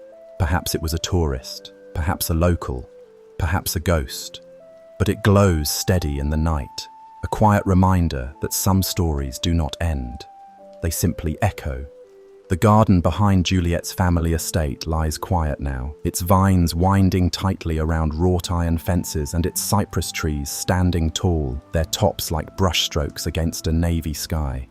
It is late, and most of Verona sleeps. But within this silence, stories stir like petals in the breeze. And there, beneath the heavy arch of branches and behind the sculpted hedge, is the place where Romeo once waited. It is said he carved her initials into the trunk of the oldest tree, though time and ivy have hidden them well. Children who stumble upon the spot whisper about the two lovers and swear they can feel something sacred in the soil. Others leave tokens, bracelets, ribbons, pages torn from journals, as if asking the garden to keep their secrets. Tonight, the wind carries not just the scent of lavender and moss, but something deeper, a longing passed from one generation to the next. If you sit on the stone bench near the roses and let your breathing slow, you might hear it, the soft murmur of a name uttered centuries ago, carried still on unseen threads.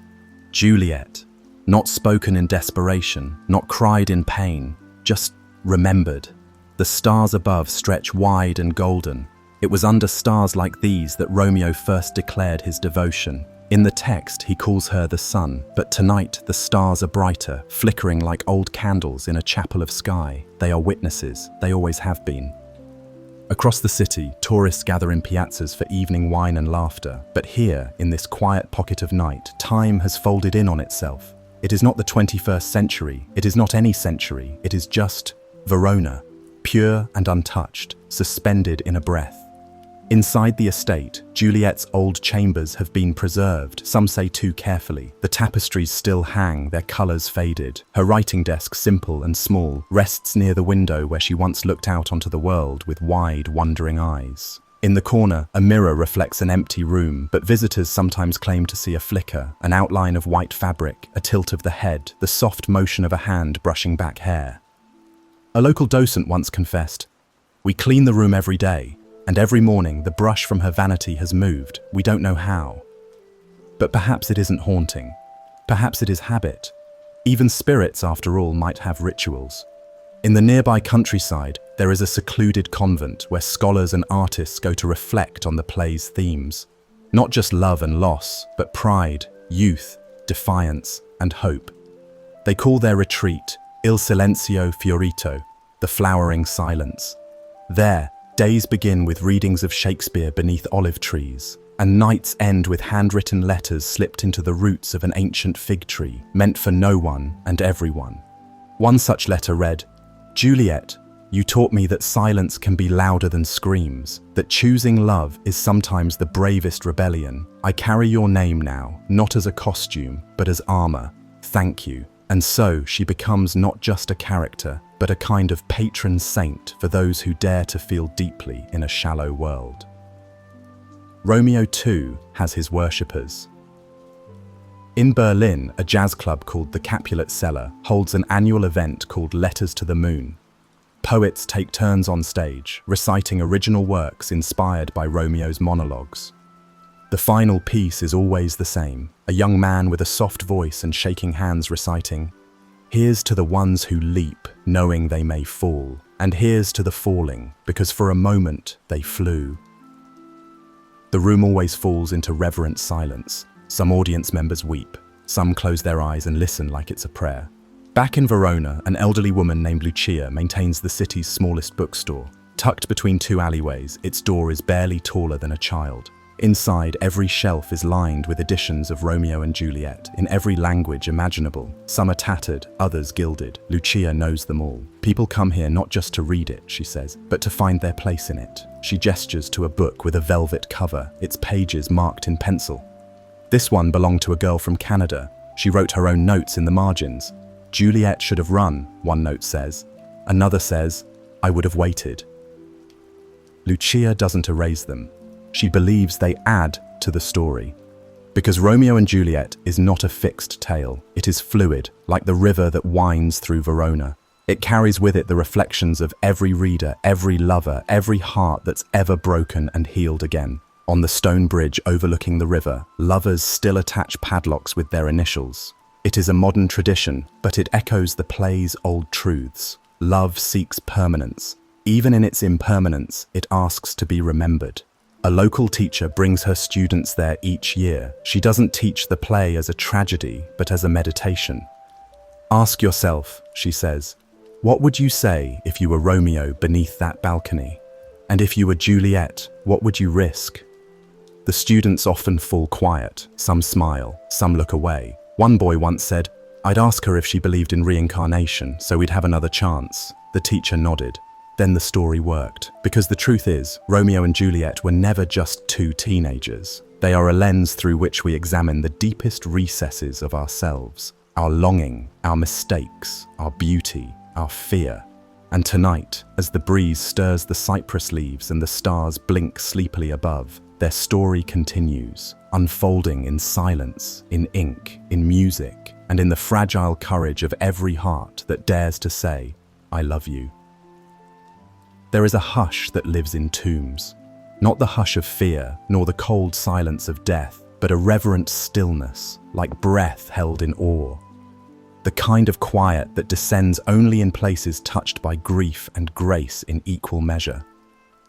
In Verona, beneath the old monastery, down a narrow flight of stone stairs smoothed by centuries of pilgrims, lies a crypt that has cradled stories more tender than tragedy itself. Here rests, or is said to rest, Juliet. No ornate marble sarcophagus, no jeweled crown, just stone, and a candle, always lit, not for spectacle, but to mark presence, to affirm she was here, she is still here. It is not uncommon to find notes placed at the edge of the tomb. Some are scribbled in haste, others in careful cursive.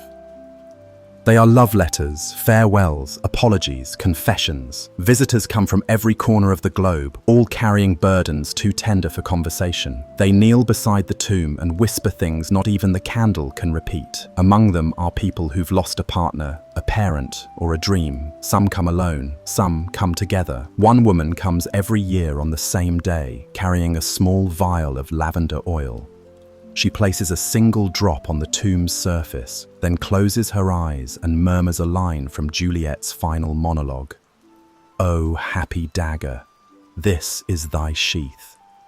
She does not explain. She does not need to. For in this space, explanation yields to empathy. Romeo's name is not carved here, but his presence is undeniable. In the arched ceiling shaped like an open palm, in the flicker of the candle, in the way people exhale, slowly, as though releasing something held for too long. Some say the tomb is empty, that Juliet never lay here, that the story is fiction, but those who visit don't seem to mind. Truth here is not measured by bones or documents, it is felt, and what they feel is real. Outside, the evening light falls like velvet, and the city begins to dim. Bells ring out in slow succession, echoing over rooftops and through courtyards. Pigeons coo from the chapel eaves. And yet, in the crypt below, time refuses to move. A young couple enters, holding hands but not speaking. They kneel. The boy pulls a ring from his pocket and places it gently on the tomb's edge. Not to propose, not to marry, simply to offer. To honor, he whispers, eyes wet. Moments later, an elderly man follows. He wears a tweed coat and holds a leather-bound book in his hands. He does not kneel, but stands quietly, reading aloud a line from Act 5. Thus, with a kiss, I die. His voice cracks, then breaks. He says nothing else, turns and leaves. Each visitor leaves something behind. Upstairs in the chapel, a soft choir sings. Their voices drift downward like doves in slow descent. They do not sing Shakespeare. They sing only vowel sounds, pure, floating, sacred. The melody weaves itself through the air, and those still in the tomb pause. There is comfort in sound without language. It allows the heart to feel what the mind cannot shape. Outside, under the trees, children chase fireflies. Couples lean close over glasses of wine. A violinist plays something tender on the corner of Via Capello, and the moon begins its climb. But below, beneath stone and silence, a different kind of world exists. One where Juliet sleeps, one where Romeo still waits, one where every soul who has ever loved too deeply, too briefly, finds a place to rest. And in that sacred hush, the candle flickers. Not because of wind, but because someone, somewhere has just spoken their names. Yet the candle does more than flicker. It seems to pulse in rhythm with the city above, echoing every soft footstep, every breath held in reverence, every teardrop that finds its way to the stone floor. For even in stillness, there is movement. There are myths, whispered by locals, that on certain nights you can see the ghost of Juliet, not as a spectral fright, but as a figure in soft white, pacing thoughtfully beside her own resting place. She does not cry. She does not speak. She simply exists, looking not down at the tomb, but outward, as if searching for something lost or something promised. And when the bells of dawn begin their slow ascent into morning, it is said she fades, not in sorrow, but in peace. At the edge of the monastery grounds, a garden blooms in careful symmetry. It is cultivated by a woman named Annalise, who insists she was once a theatre director in Milan. She left the city decades ago, choosing to tend flowers near Juliet's tomb. Her garden is not grand, but it is deeply loved. Roses grow beside violets and sage. Lavender borders the path. She says the garden is not just hers. It belongs to all who've loved without apology. Sometimes she speaks to Juliet while she prunes. "You knew too much too soon, didn't you, my dear?" she says with a fond smile. But isn't that the way of true hearts? People stop to admire her garden, though few understand its full meaning. Each plant is a symbol: rosemary for remembrance, thyme for courage, lilies for lost innocence. The garden is a continuation of the tomb, a living echo. A final visitor arrives just before sunrise. He is a musician carrying a small wooden lyre. He sits on the stone bench near the candle and begins to play, not loudly, not for attention, a melody that meanders, mournful and warm. He sings not of the lovers, but to them. If love be true, then let it sleep, in stone and flame, in roots that keep. The stars may fade, but hearts remain, in whispered vows and sacred names. And for a moment, Juliet's tomb is not a place of mourning. It is a sanctuary, a cathedral of memory and myth, a space where the story does not end, it begins again, every time someone remembers. Dawn breaks gently over Verona. It does not shout or rush. Instead, it tiptoes, as if careful not to disturb the sleeping city. The rooftops, once cloaked in midnight blue, now blush with rose gold light. A hush lingers in the cobbled alleys, broken only by the occasional flutter of doves or the distant creak of shutters being drawn. Morning is here. But in the hearts of those who still hold Romeo and Juliet's story close, the night remains. Inside Juliet's tomb, the candle still flickers, a stubborn glow defying the rising sun. And in the garden above, the petals of Annalise's flowers shiver with dew, their colors waking to the light. But today, something is different. A young woman named Clara walks the monastery path. She clutches a well-worn copy of Romeo and Juliet, its cover faded, its corners dog-eared. She has come to say goodbye, not just to the lovers, but to a part of herself. Clara grew up with the story. Her mother read it to her by the fire each winter, voices soft and steady as snow fell beyond the window. Later, in school, she memorized Juliet's lines, spoke them with trembling hands during the school play, and felt something ancient stir within her. She did not understand it then. Now she does. Grief is a many-headed creature. It can come softly, a sigh behind the eyes, or it can crash through the soul like a storm without warning. Clara's grief was recent. Her partner, Elijah, was gone, a sudden loss. No farewell, no letter, just an absence that filled every room. So she came here, to say the words she never could. Standing at the edge of the tomb, she read aloud, "Parting is such sweet sorrow that I shall say good night till it be morrow." Her voice did not shake, it soared. And when she finished, she tore a single page from her book, one with Juliet's soliloquy, and laid it on the stone. The candle's glow touched it, illuminating the ink like sacred scripture. Then she turned to leave. But she paused at the threshold and whispered, "Thank you for showing me that love, even short, can still be eternal." And with that, she stepped into the morning.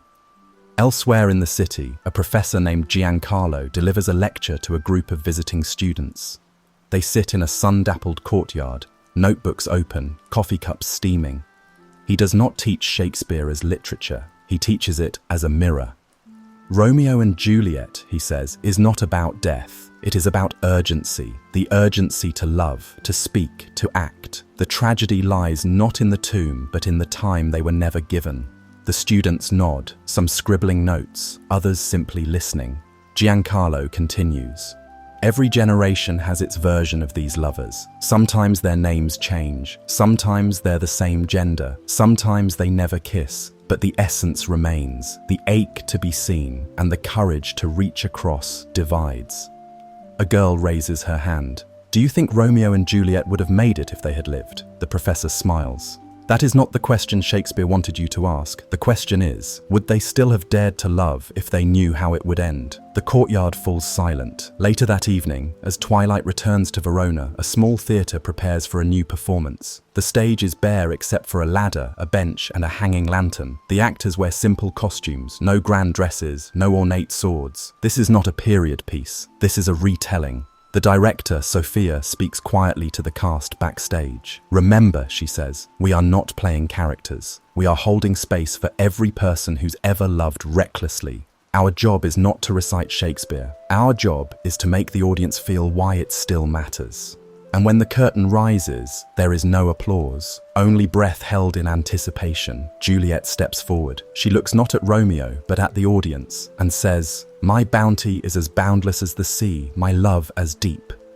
The lights dim, the scene shifts, and the story lives again.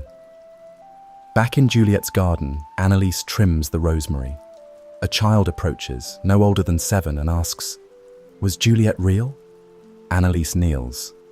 "She was as real as you or I," she says, "because someone wrote her with a heart that beats." The child nods solemnly and runs off to chase butterflies. Annalise stands slowly and whispers to the leaves. And so it goes. The sun sets. The candle still burns. And across the world, someone opens Romeo and Juliet to the first page.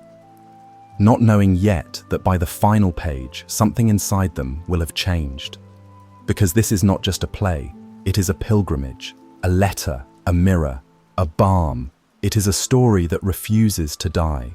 The final act begins in shadows, not the shadows of evil, nor the dread of dark corners, but the shadows of inevitability, of choices set in motion, of destinies carved by both love and the world that feared it. Verona is quiet now. The city holds its breath.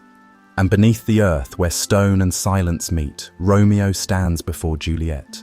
He has heard the news, the false report, the cruel twist of fate, that Juliet, his beloved, is dead. He does not know the truth, that she sleeps, that her breath is held in borrowed stillness, waiting to return. But grief is blinding. It wraps itself around the heart like a storm-drenched cloak. It whispers lies into trembling ears.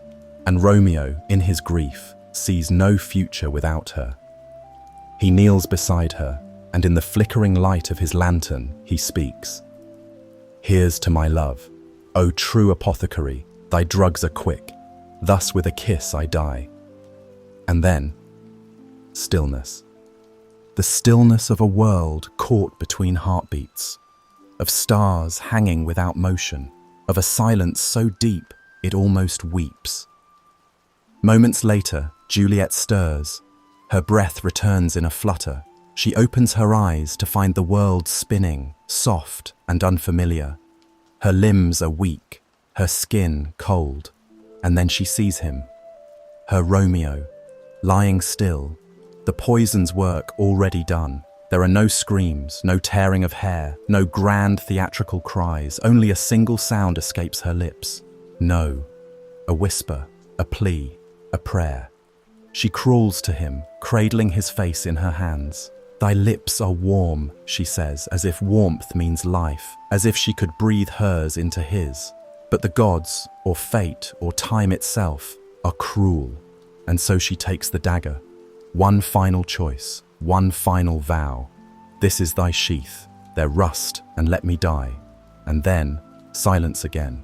But not the silence of nothingness, the silence of a city breaking, of families waking to a grief of their own making, of the Montagues and Capulets arriving too late, together for the first time, only to find what their hatred has wrought.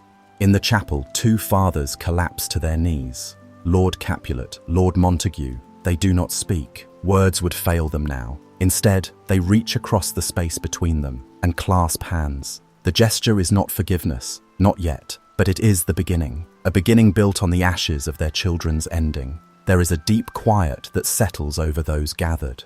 The friar's words hang in the air, not as accusations, but as reflections. He stands in the pulpit, no longer a figure of spiritual guidance, but a witness to tragedy, holding only a simple truth. Let no man say again that love is the danger. It is the silence around it that brings ruin. And slowly, hearts begin to shift. Later that week, artists arrive in the square, their hands guided not by fame, but reverence. They sculpt, they chisel, and what rises from the stone is not grandeur, but grace. Two statues, one of Romeo, one of Juliet. Eyes closed, hands inches apart, forever reaching. Tourists and townsfolk alike come to see them. Children place flowers at the base. Elderly couples sit beside them on benches, holding hands in silence. A young man proposes to his partner beneath Juliet's outstretched arm. A grandmother reads the prologue aloud to her granddaughter. The space becomes more than memorial. It becomes sacred, because it tells the truth that love, despite pain, despite endings, is worth remembering. Centuries pass, but their names remain, not because of their tragedy, but because of their truth. Every time someone dares to love across distance, difference, or danger, Romeo and Juliet live again. Every time someone chooses the heart over fear, they are remembered, not as children, but as symbols of what we risk, of what we lose, of what we might become if only we choose love. In schools, their story is read. On stages, their lines are recited with trembling breath. On balconies lit by moonlight, young lovers repeat their vows in secret. And in Verona, the candle still burns. It has not gone out. Each flicker is a heartbeat. Each shadow it casts is a reminder love may sleep, but it does not die. Somewhere right now, a reader turns to the final page. Somewhere right now, a tear is wiped from a cheek. Somewhere right now, a soul dares to love again. And the story begins once more. The curtain has fallen. Not with thunder, not with screams or gasps, but with a hush that moves like a sigh through the world. The tale has reached its end, and yet it does not vanish. It lingers, delicate and persistent, like the scent of a flower pressed between pages. In the days after the tragedy, Verona wakes to a new reality. Shops open, horses clatter along stone roads, bells toll softly in the cathedral tower. But something in the air has shifted. It is not grief alone, it is reverence, a quiet awareness that the city now holds sacred ground. A reminder that love, fierce and fragile, once bloomed here and was torn too soon from the stem. At the Capulet estate, the once bustling hallways echo with silence.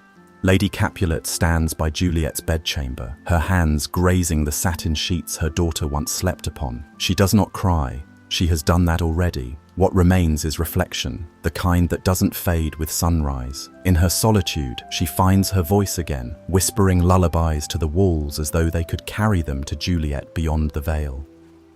At the Montague home, Lord Montague lights a lantern each evening and sets it on the balcony. Not for guidance, not for ritual, but for hope. That perhaps, in some way, his son sees it, that the light might bridge the chasm left behind. The stillness of a world caught between heartbeats, of stars hanging without motion, of a silence so deep it almost weeps. Moments later, Juliet stirs. Her breath returns in a flutter. She opens her eyes to find the world spinning, soft and unfamiliar. Her limbs are weak, her skin cold, and then she sees him. Her Romeo, lying still, the poison's work already done. There are no screams, no tearing of hair, no grand theatrical cries. Only a single sound escapes her lips. No. A whisper, a plea, a prayer. She crawls to him, cradling his face in her hands. "Thy lips are warm," she says, as if warmth means life, as if she could breathe hers into his. But the gods, or fate, or time itself, are cruel, and so she takes the dagger. One final choice, one final vow. This is thy sheath, their rust, and let me die. And then, silence again. But not the silence of nothingness, the silence of a city breaking, of families waking to a grief of their own making, of the Montagues and Capulets arriving too late, together for the first time, only to find what their hatred has wrought. In the chapel, two fathers collapse to their knees. Lord Capulet, Lord Montague. They do not speak. Words would fail them now. Instead, they reach across the space between them and clasp hands. The gesture is not forgiveness, not yet, but it is the beginning. A beginning built on the ashes of their children's ending. There is a deep quiet that settles over those gathered. The friar's words hang in the air, not as accusations, but as reflections. He stands in the pulpit, no longer a figure of spiritual guidance, but a witness to tragedy, holding only a simple truth.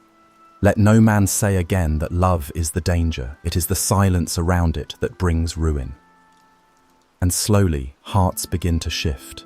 Later that week, artists arrive in the square, their hands guided not by fame, but reverence. They sculpt, they chisel, and what rises from the stone is not grandeur, but grace. Two statues, one of Romeo, one of Juliet. Eyes closed, hands inches apart, forever reaching. Tourists and townsfolk alike come to see them. Children place flowers at the base. Elderly couples sit beside them on benches, holding hands in silence. A young man proposes to his partner beneath Juliet's outstretched arm. A grandmother reads the prologue aloud to her granddaughter. The space becomes more than memorial. It becomes sacred, because it tells the truth that love, despite pain, despite endings, is worth remembering. Centuries pass, but their names remain, not because of their tragedy, but because of their truth. Every time someone dares to love across distance, difference, or danger, Romeo and Juliet live again. Every time someone chooses the heart over fear, they are remembered, not as children, but as symbols of what we risk, of what we lose, of what we might become if only we choose love. In schools, their story is read. On stages, their lines are recited with trembling breath. On balconies lit by moonlight, young lovers repeat their vows in secret. And in Verona, the candle still burns. It has not gone out. Each flicker is a heartbeat. Each shadow it casts is a reminder. Love may sleep, but it does not die. Somewhere right now, a reader turns to the final page. Somewhere right now, a tear is wiped from a cheek. Somewhere right now, a soul dares to love again. And the story begins once more. The curtain has fallen. Not with thunder, not with screams or gasps, but with a hush that moves like a sigh through the world. The tale has reached its end, and yet it does not vanish. It lingers, delicate and persistent, like the scent of a flower pressed between pages. In the days after the tragedy, Verona wakes to a new reality.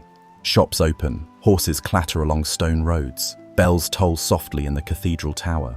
But something in the air has shifted. It is not grief alone, it is reverence. A quiet awareness that the city now holds sacred ground. A reminder that love, fierce and fragile, once bloomed here and was torn too soon from the stem.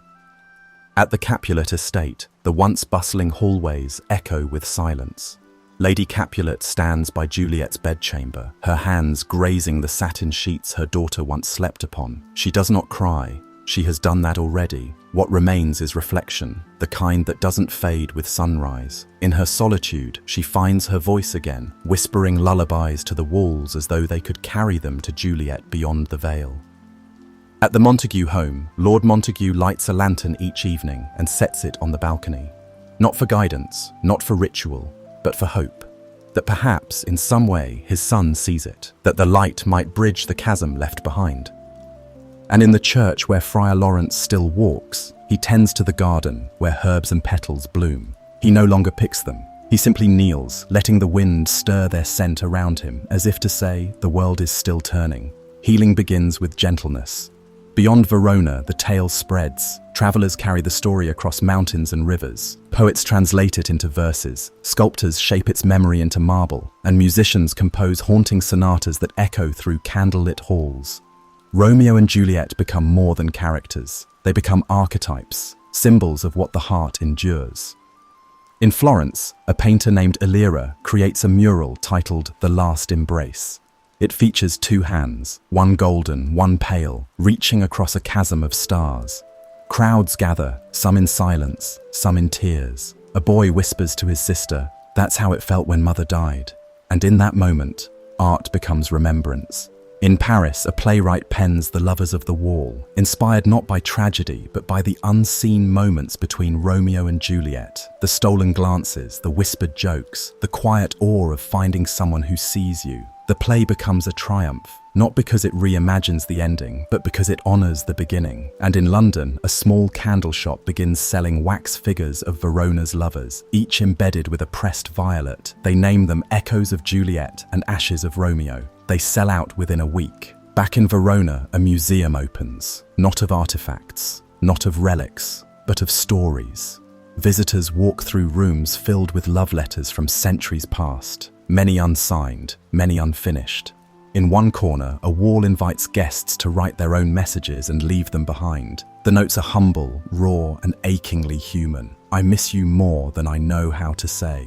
I wish I'd told you before it was too late. We are still writing our ending. Among these, tucked into a glass box, lies a weathered page from a very old book, Juliet's soliloquy, torn and gently folded. On the margin, written in faded ink, are the words, "For Elijah.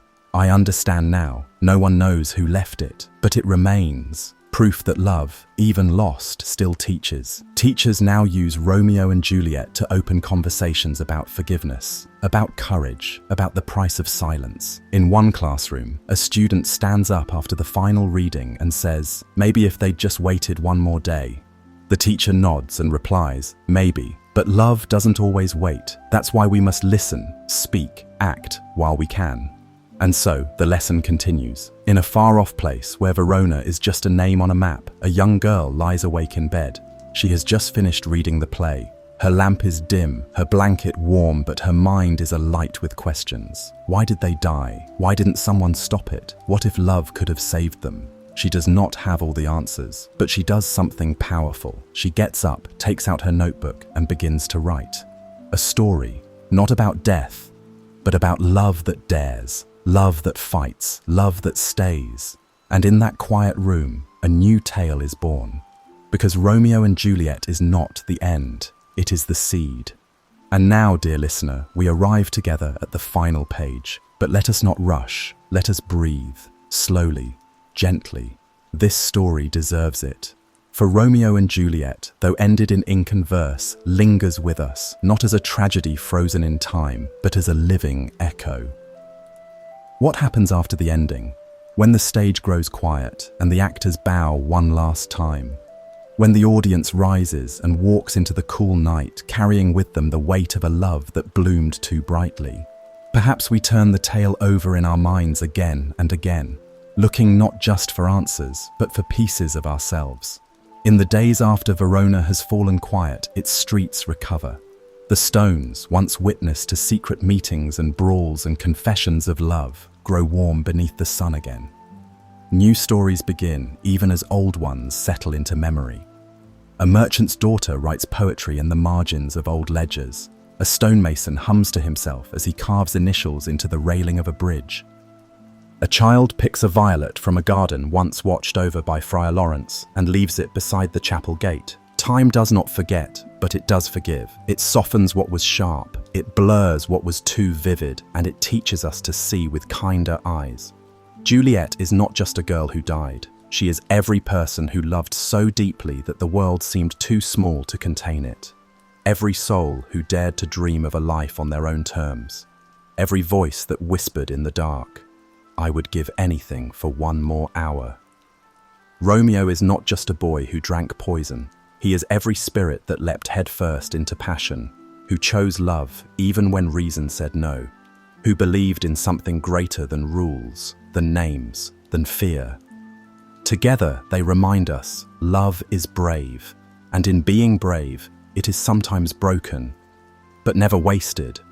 Their ending was not just death, it was awakening, an awakening for a city, for families, for a world that often forgets how fragile we are and how precious every heartbeat can be. For every balcony where someone once waited in silence, for every journal that held a secret love poem never shared, for every heart that aches but beats still. In quiet corners of the world, readers still return to Shakespeare's lines, not just for entertainment, but for solace. A young man, curled up in the corner of a campus library, traces his finger along the margins of Act 2. A woman in a nursing home rereads Juliet's final words, smiling softly, as if remembering a name long unspoken.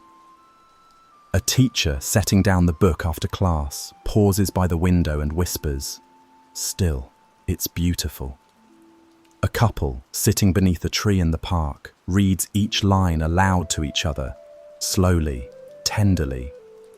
And somewhere, a voice, perhaps yours, perhaps mine, reads this story aloud by lamplight, not with fanfare, not with grandiose performance, but softly, in hushes and breaths, the way one reads to someone they love, the way one reads to someone who has already drifted to sleep, a whisper between heartbeats, a lullaby tucked inside verse.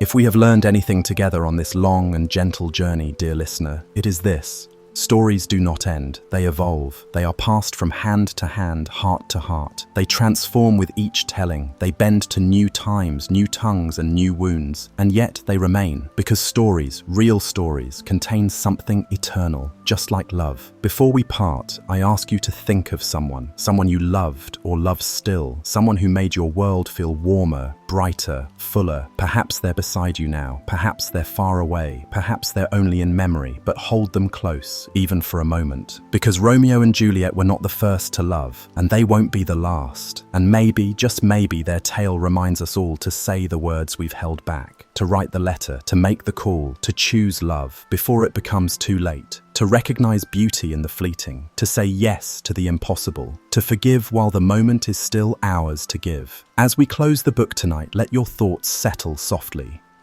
Let your breathing slow.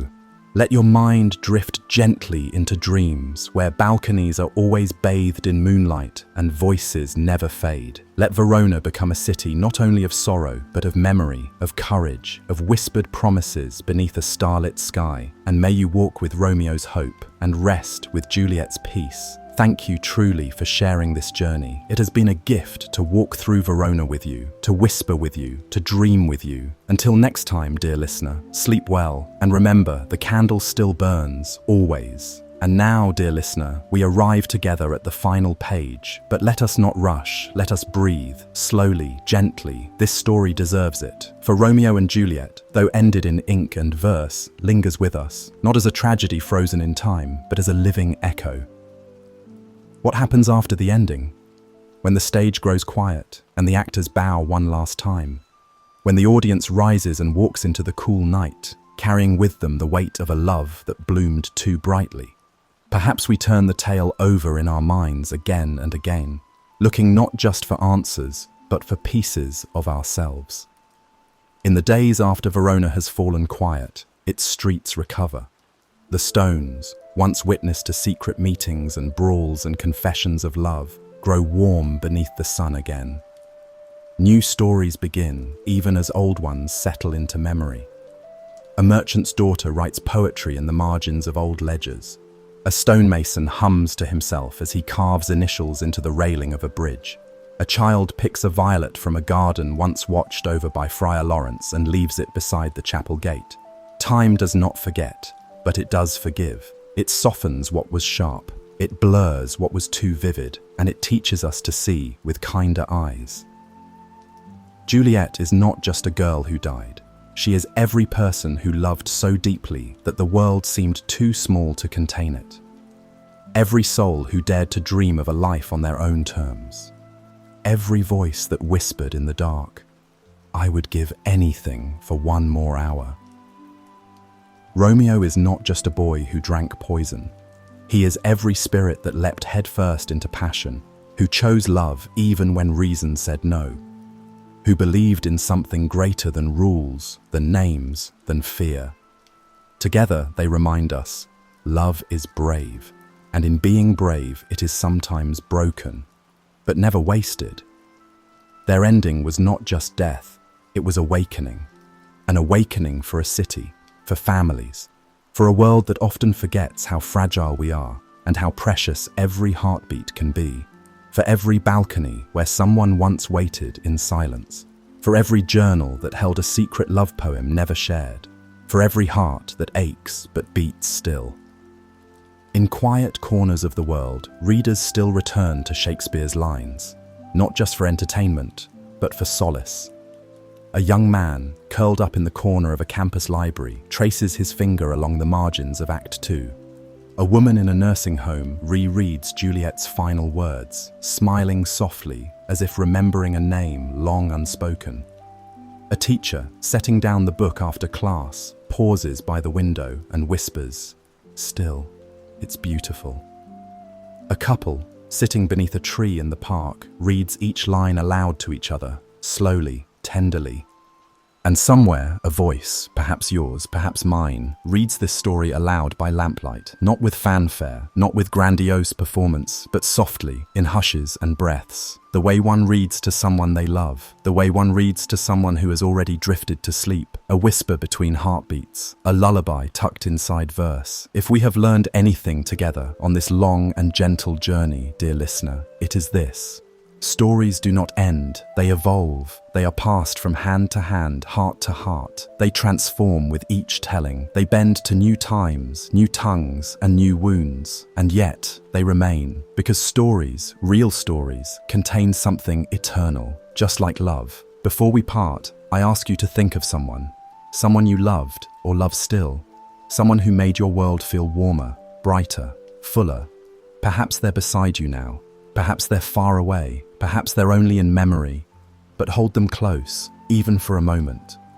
Because Romeo and Juliet were not the first to love, and they won't be the last. And maybe, just maybe, their tale reminds us all to say the words we've held back, to write the letter, to make the call, to choose love before it becomes too late, to recognize beauty in the fleeting, to say yes to the impossible, to forgive while the moment is still ours to give. As we close the book tonight, let your thoughts settle softly, let your breathing slow, let your mind drift gently into dreams, where balconies are always bathed in moonlight and voices never fade. Let Verona become a city not only of sorrow, but of memory, of courage, of whispered promises beneath a starlit sky. And may you walk with Romeo's hope and rest with Juliet's peace. Thank you, truly, for sharing this journey. It has been a gift to walk through Verona with you, to whisper with you, to dream with you.